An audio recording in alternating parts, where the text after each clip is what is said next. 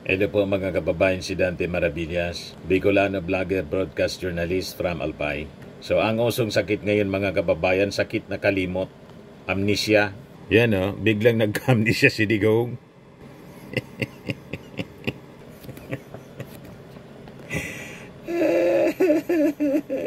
Buti pa mga kababayan si Juan Ponce Enrile, more than 100 years na. Panahon pa ng dinosaurs mga kababayan. Grabe naman na niya, Mr. Panahon pa ng dinosaurs, pinanganak si Enrile. Muntik na, nasa panahon ng dinosaurs mga kababayan, pero very sharp pa ang kanyang memory, ang kanyang pag-iisip, kahit nagkakaso din. Di ba? Yung promulgation nga, medyo na-postpone yung promulgation.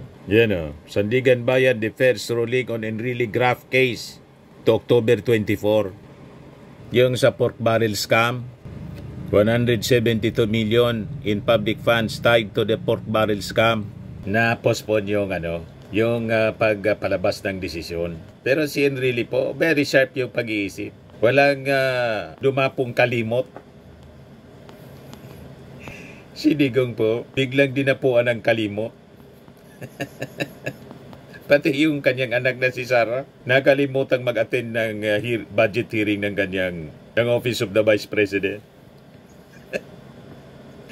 Pati yung mga kalyado niya, mga kababayan, si Jinggoy, may kalimot din. Hindi daw niya kilala itong si Mina.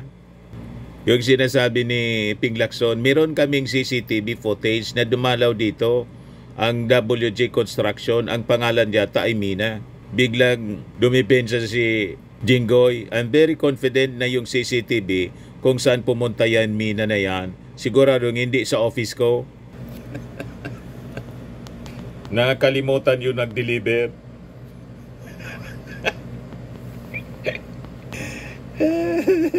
O ito pa yung isa, si Joel Villanueva. Nakalimutan niyang kilala niya si Engineer Alcantara. Ay, ito pala si... Asan dito si Joel Villanueva? Ito yatang nakamas. Yan November 24, 2021. Post yan ni Joel Villanueva. Pero sabi niya doon sa Senado, wala akong kilala kahit isa sa kanila.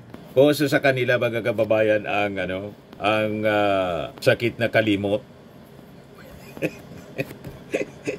Si Digong, bigla na lang nagka-amnesia nang papalapit na yung confirmation hearing, nakakuha ng rason para hindi matuloy. Yes, sabi dito, ICC prosecution makikipag-ugnayan sa medical experts sa memory loss ni Digong. The prosecution is in the process of engaging its own experts to assist in determining Mr. Duterte's fitness to participate in the pre-trial proceedings and to stand trial. Ito'y matapos na magsumite ng kanilang defense team ni Digong para sa indefinite adjournment dahil sa lumalalang kalagayan daw ng kanilang Pangulo, ng dating Pangulo, sa dahilan upang maging not fit sa to stand trial. Sabi po ng prosecution, while the defense reports raise concerns regarding Mr. Duterte's fitness to stand trial, they are not sufficient on their own to form the basis of the chamber's decision on the matter. Saad sa dokumentong isinumite ng prosekusyon na may pitsang September 11 kahapon lang, 2025. An additional medical evaluation of Mr. Duterte is necessary because the prosecution disputes the defense position that Mr. Duterte is not fit to stand trial in currently untested findings of the defense experts. Saad ng prosecution. Tama, alangan man paniwalaan natin yung sinasabi ng abogado niya. Na yung abogado niya, hindi man po expert hindi man doktor, abogado nga Malamang nagdadrama lang mga kababayan si Digong. Mahilig sa drama si Digong. Ang mga Duterte, napakahilig sa ganyan. Maniwala pa ba tayo sa mga sinasabi nila? Yes, sabi ni Jansky Ansay, lumang tugtugi na yan. Opo, sabi ni Viluna, suriing mabuti para makasiguro na maayos siya at hindi lang paniwalan agad-agad. Sabi ni Fredelito, pagkunwari lang yan para di siya mag-isa sa hukuman. Walang maniwala po sa kwento ni Kaufman. Hindi yan na obra na mga style ninyo. Yan siguro mga kababayan yung rason bakit sinabi ni Sara na pinagbawalan sila na magkwento ng magkwento kung ano yung sitwasyon ni Digong sa loob ng kulungan para makabuelo kung anong maniobra at kwento itong si Kaufman tungkol sa kalagayan ni Digong sa kulungan. Ito na yung naisip ni Kaufman na depensa para hindi ma-incriminate ni Digong yung kanyang sarili during the trial tulad ng investigation sa Senado, hearing sa Kongreso na ang ginawa ni Digong, nilaglag pati si Bato de la Rosa. Yan na niya. Death squad din yan. Tawanan yung mga nasa likod. Tulala si Bato nang ituro ni Digong na death squad niya yan. Yun malamang ang gawin ni Digong. Ipapahamak niya yung sarili niya doon dahil sa kayabangan po. Ito yung anak, nagka-amnesia rin. OBP budget hearing deferred. BP Duterte vows to appear on September 16. Absent kanina, nakalimutan siguro na may hearing yung Congress. May budget hearing para sa Office of the Vice President. Walang dumating po. O talagang sinadya para bastusin yung Congress. Sino man niya kayo? Nananadya po. Kaya sabi ng mga netizens po, ayan na naman, hindi na naman kayang i-defend kung paano naglustay ng kabanang bayan. Malamang. Kasi siguradong tatanungin siya doon. Or kung hindi, kung sinong representative, si Sulaika Lopez, yung yusik niya, kailangang i-defend. Lalo pa, inamin ng Office of the Vice President, kaya yung nagpa-press con para may rason sila. Nireport ko na baga niya yung gastos sa travel, 20 million plus. Para yung nagtatanong lang, yung mga members ng media na selected nila, pinili lang kung sino yung magtatanong. Yan ang strategy po ni Sara Duterte. Mag-iimbita sa press con. Pero dapat yung mga friendly sa kanilang mga reporters, yun lang ang a-attend. Pipiliin nila yung magtatanong. Ganun po. But anyway, siguradong itatanong pa rin. Bakit umabot sa 20 million yung gastos sa travel expenses, local and international? At siyempre, itatanong sa kanya, anong gains ng mamamayang Pilipino sa mga travel na kanyang ginawa sa iba-ibang bansa? Anong pakinabang at bakit napakalaki ng gastos sa security, expenses para sa travel ng kanyang security? Di ba po? Kaya sabi ni Epifanio Salvador, kung hindi naman nagtatrabaho para sa bansa, huwag nang bigyan ng budget, pasweldoan na lang ang mga staff kasama si Sara. Bakit? Ano daw dahilan? Sabi ni Richard Garcia, baka may sakit, nakakaawa naman. Sabi ni Maymay Prada, mag-resign ka na lang, wala ka namang silbi. Tama, dapat sana mag-resign na po si Sara Duterte kasi hindi man nagtatrabaho para sa ating bansa. Yung nakita nating trabaho ng mga staff niya, hindi man trabaho nila yun. Nag-tree planting po, trabaho ng DNR yun. Di ba? Kaya sabi ni Representative Antonio Tino, to see is to believe niya. Kung mag-a-attend ba sa September 16. Sabi niya, sa media, panay ang pahayag niya na handa siyang ipagtanggol ang kanyang budget at wala siyang tinatago at handa siyang humarap sa proper venue. Pero sabi dito sa balita, bagamat no show ang mga OBP official, sinabi naman ni House Committee on Appropriations Vice Chairman Jose Pipito Alvarez na tiniyak ni BP Sara na dadalo ito sa susunod na budget hearing sa Martes, September 16. Nagpasya si Alvarez na pawiin na lang ang mga tauhan ng OBP nang malaman niya na hindi makakadalo si BP Sara at Sulaika Lopez sa pagdingig. pagdinig. Again, sabi po ni ACA Party List Representative Antonio Tino, lubos na pagka-dismay ako. Nananadya po, siguro strategy niya para limbawa zero budget siya ng Congress, iyon ang gagamitin niya para gatungan yung mga supporters niya na mag-alsa. Sige po panggantong ng mga supporters niya po na gayahin na yung Indonesia at Nepal. Ganon. Yung ating mga congressmen po, mahaba ang pasensya. Hindi sila pabibiktima sa mga spin ng kampo ng Duterte para gatungan ang emosyon ng mga tao. O ito yung naging hearing kanina. Consistent with the tradition of the House na dapat head of agency or the very least USIC ang pumunta dito to defend the budget of the agency. Noting the inconsistency doon sa letter, ako na mismo ang nag-advise sa kanilang umaga na wag na kayong pumunta dito dahil ganun din kung wala si Yusik Zulaika Lopez. And then I have the assurance of the Vice President na she will attend by next week. So, 3 araw lang ang meron tayo next week, Monday, Tuesday, Wednesday. Therefore, since meron silang hearing sa Senado on Monday, Tuesday ang napili nila. So, ganun po ang istorya.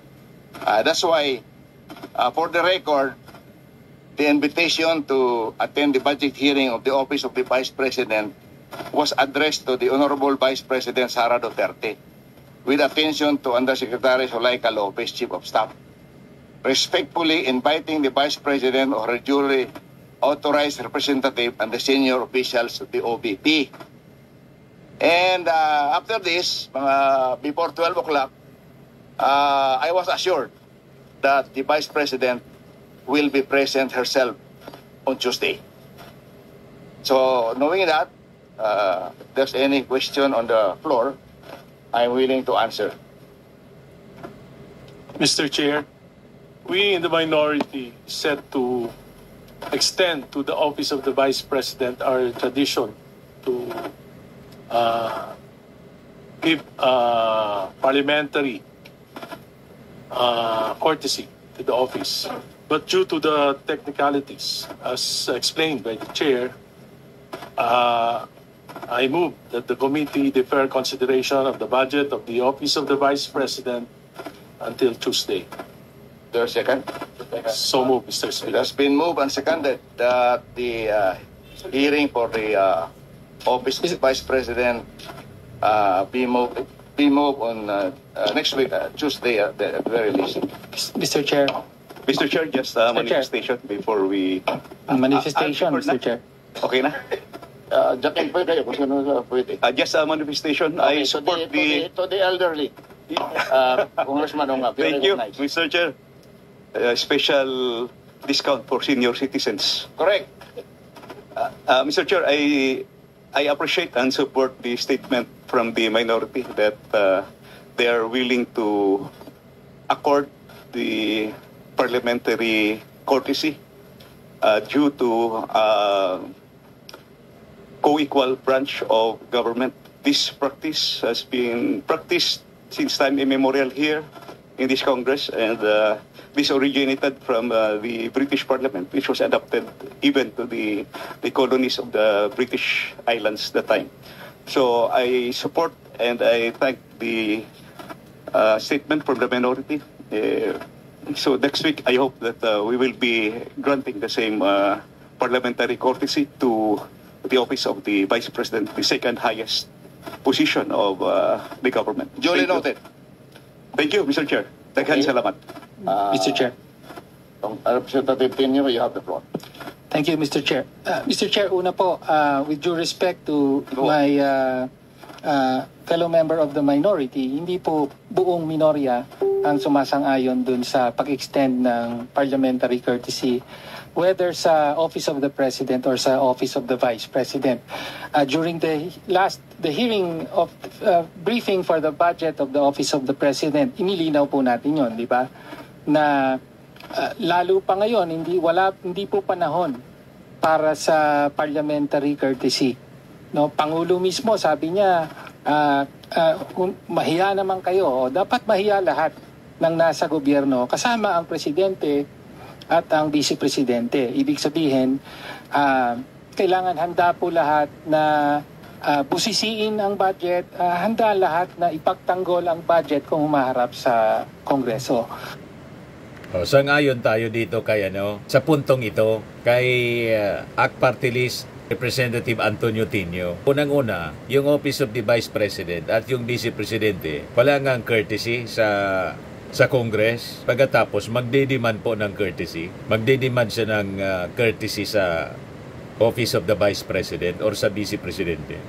Walang ganon. Kailangan ipaliwanag niya kung bakit humingi siya ng ganong budget, saan niya gagastusin. At dapat siyang matanong, paano niya ginastos yung budget niya noong nakarang taon. Ganon dapat. Kasi pera ng bayan yan, mga kababayan. Dapat ang paggastos nasa tama. So yun po yung unang punto. Pangalawang punto, nais ko lang pong magpahayag ng lubos na pagkadismaya pa rin.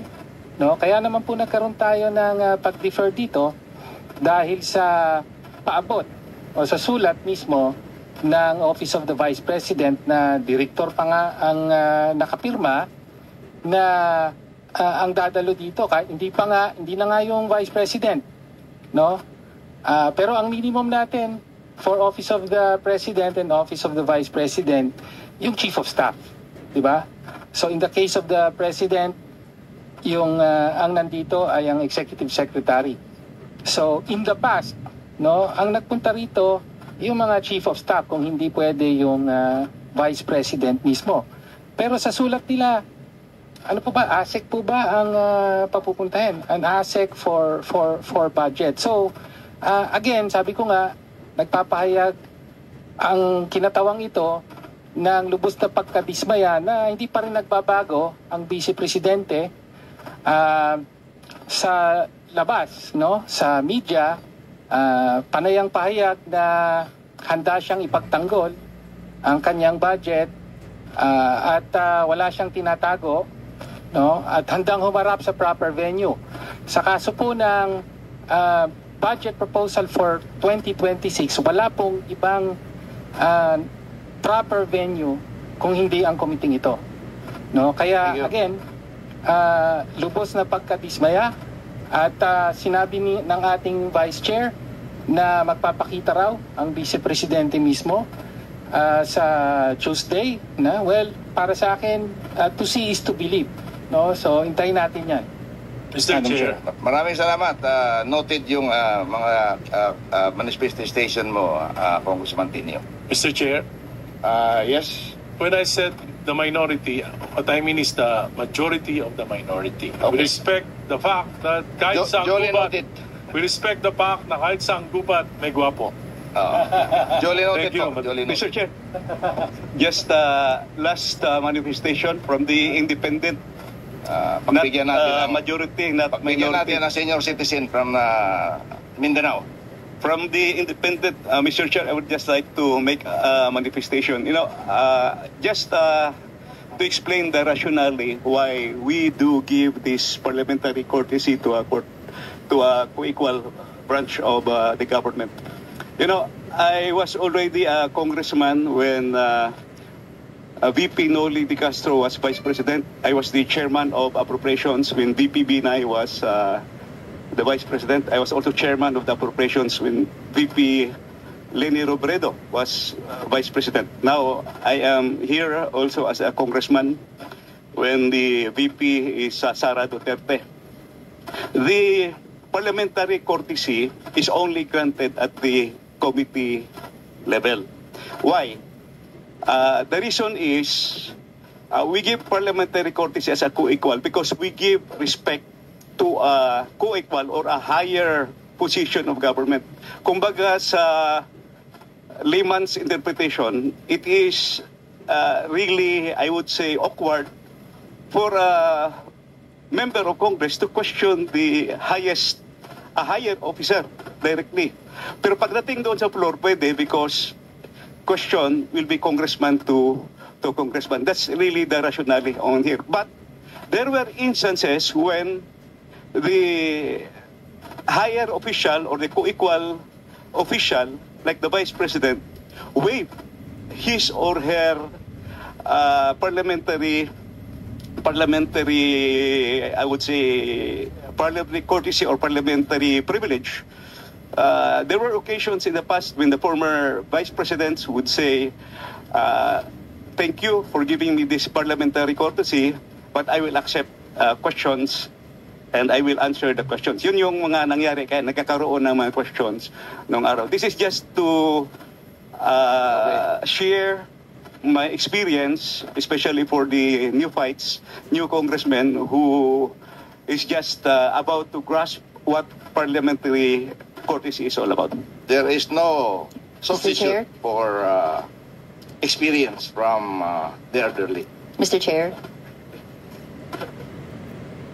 Yung mga previous presidents po, vice president pala, na binigyan ng parliamentary courtesy, karapat dapat yon na bigyan ng parliamentary courtesy kasi hindi waldas.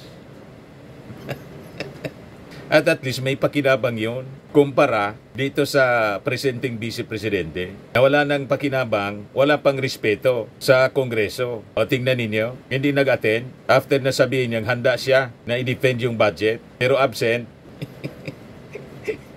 Siya yung nagdidikta ng terms. You see? So that is disrespect. Kasi ang pagrespeto po begets, respect begets respect. Respect is not asked, it is earned.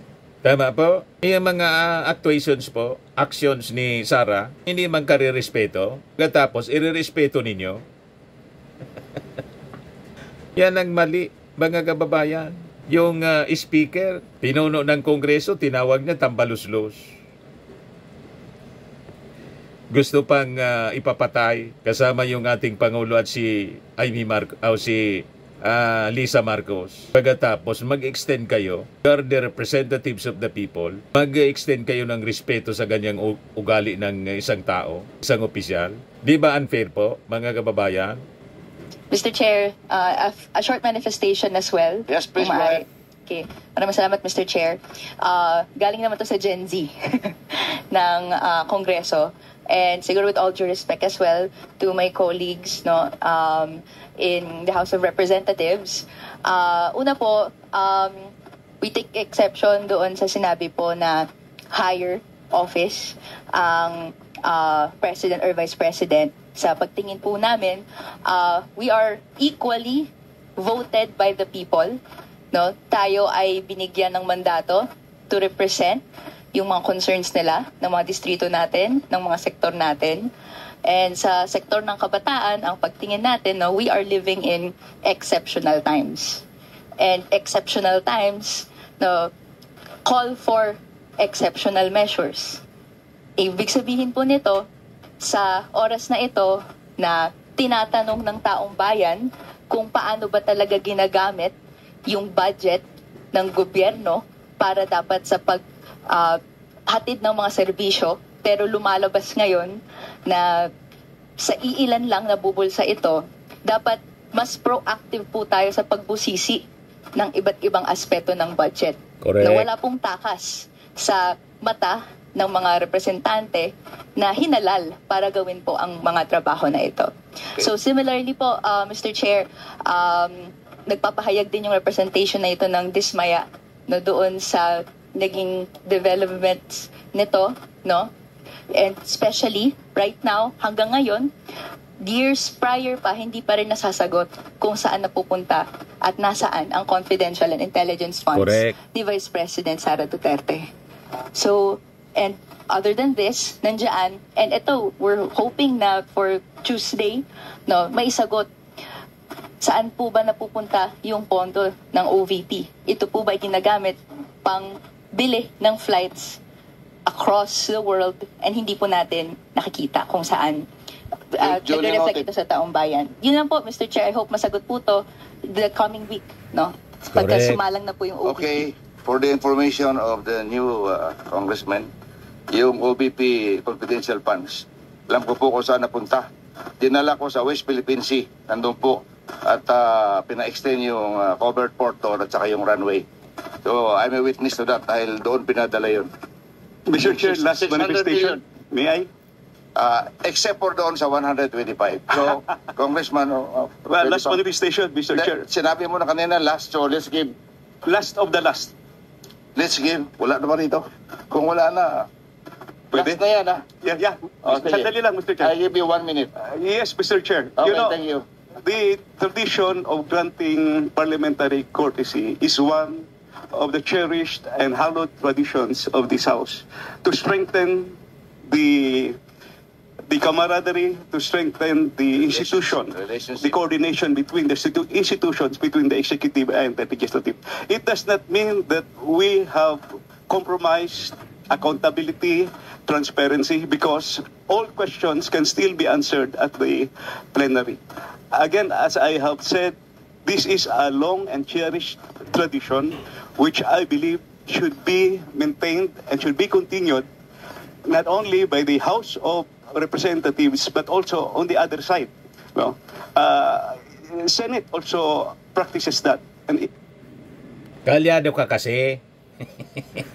Siya nga yun. Unang-una, ibang-iba si Sara kaysa sa mga previous na Vice Presidente. Natatangi siya na walang modo.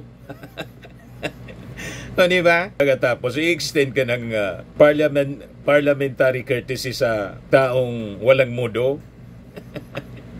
Ayaw ipaliwanag kung paano ginastos yung pera ng bayan. Hindi po pwede ang ganun po.